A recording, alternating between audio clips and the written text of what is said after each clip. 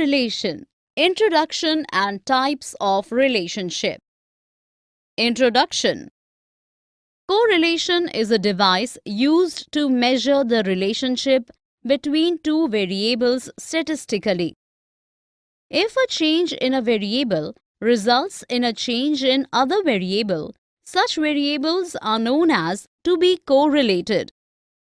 The existence of a correlation between two variables x and y basically implies that when the value of one variable is found to change in one direction, the value of the other variable also changes either in the same direction or in the opposite direction, but in a certain way. Types of relationship.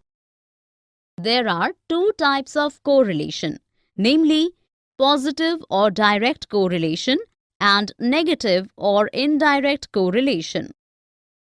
A positive correlation is a relationship between two variables when increase or decreases in the value of one variable results in the corresponding increase and decrease in the value of others as well.